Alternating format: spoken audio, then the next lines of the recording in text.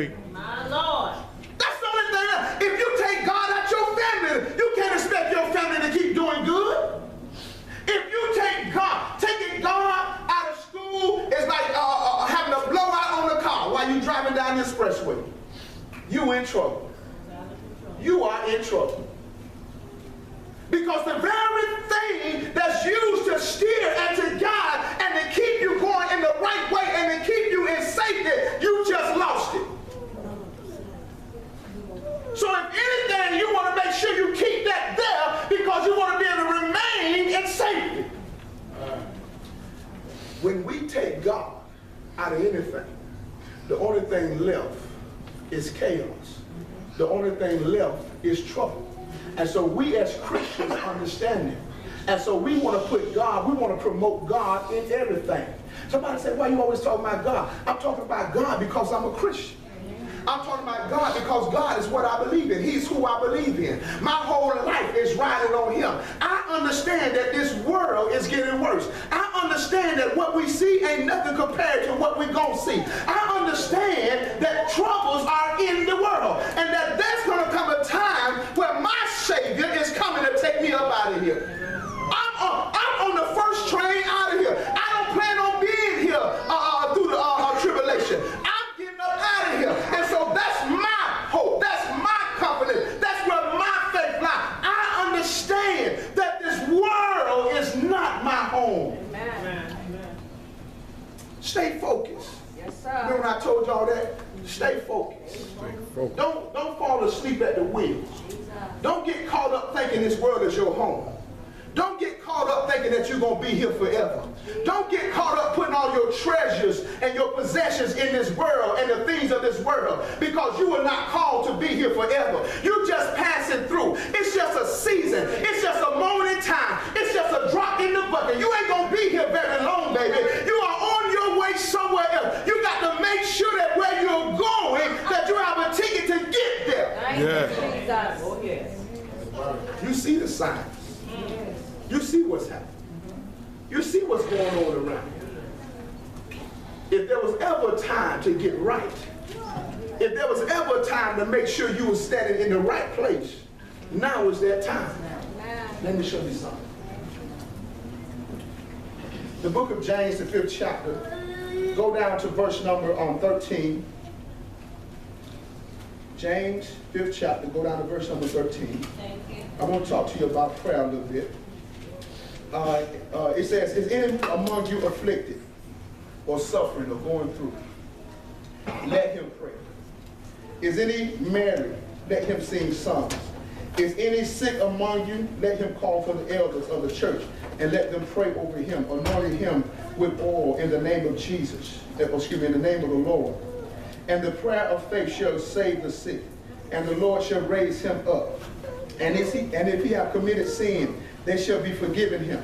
Confess your faults one to another and pray one for another that ye may be healed. The effectual fervent prayer of a righteous man availeth much. Elijah, listen to this is very profound. Elijah was a man subject to like passions as we are. And he prayed earnestly that it might not rain, and it rained not on the earth by the space of 3 years and 6 months. So the Bible in the book of James right there talks to us Christians about the importance of prayer. He said if there's any among you that are afflicted, that are suffering, he says that you need to begin to pray. Because prayer is the tool or the mechanism that God has ordained to bring relief to your situation.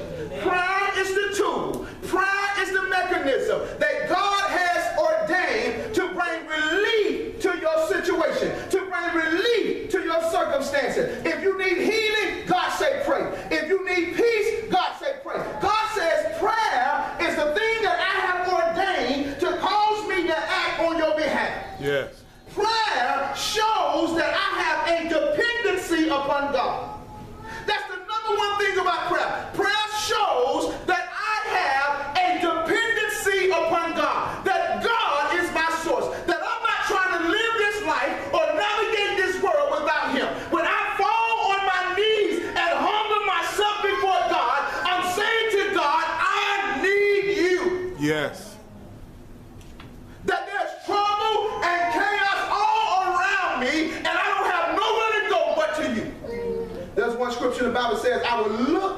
unto the hill from which cometh my help. I'm going to look to God because God is the answer to my issue. Now, some people say Christians always talk about prayer. You're right. You're absolutely right. I'm always talking about prayer because prayer is the tool, it is the mechanism that God has ordained to bring relief to my life.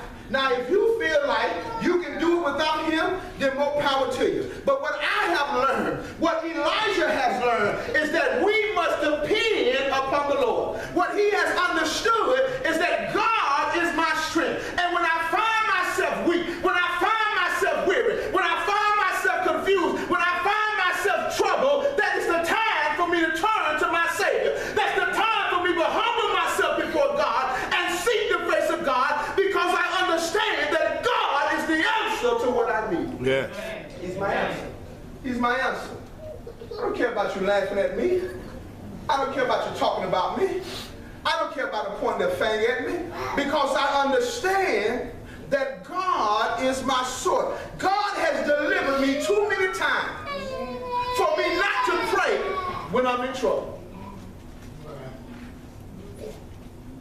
God has delivered me too many times for me not to pray when I'm in trouble. I've seen God move in the hospital because of prayer. I've seen God raise my child up because of prayer. I've seen demons cast out because of prayer.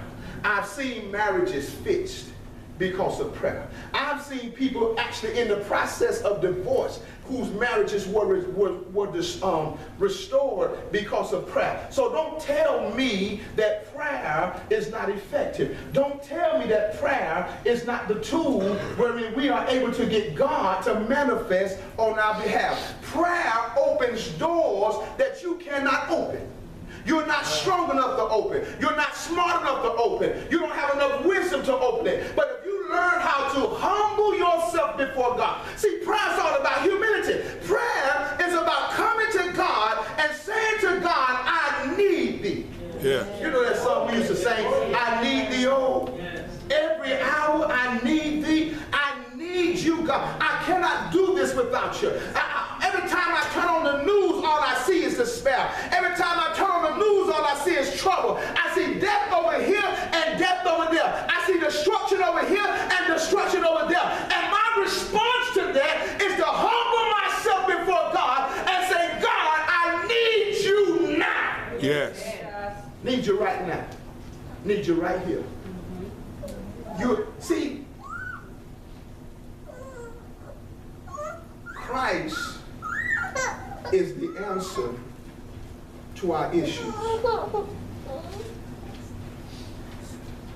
To our sons out there walking the streets doing stuff they ain't got no business doing. Somebody said, what's the answer for that? Christ. He's the answer. He's the answer. Because some of us in here right now who have met Christ used to be out there doing stuff we have no business doing. Amen. Until Christ came into our lives. Amen. So if he was able to change some of us, if he was able to change our hearts, if he was able to change our mind, if he was able to bring light into my mind and show me that what I thought was it was not it, if he was able to change my heart and show me that what I thought was doing it was not it, if he was able to change me, then surely he can change him. Amen. So when we look at the despair and we look at the trouble and we see the perils and we see all of the ills of our society, we as Christians understand that Jesus is the answer for those ills. And he's the only answer. There is no other answer. If they gonna make it, they're gonna make it through him. If our son is gonna survive, it's gonna be because of him. See, there was a time as black people when we understood that. We understood that It brought us through some real hard times. It brought us through some real troubled times. But see, we don't got educated now. We don't got college educated.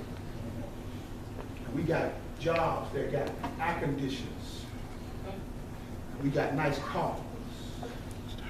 We got a TV in every room. And we got the latest cell phone and the nicest purses. And one thing about luxuries and the world's luxuries and gifts is if you ain't careful, they'll cause you to forget about who blessed you with. Amen. And you start looking at the thing as a blessing rather than the God who calls you to be blessed. But when we didn't have nothing, we used to learn about God.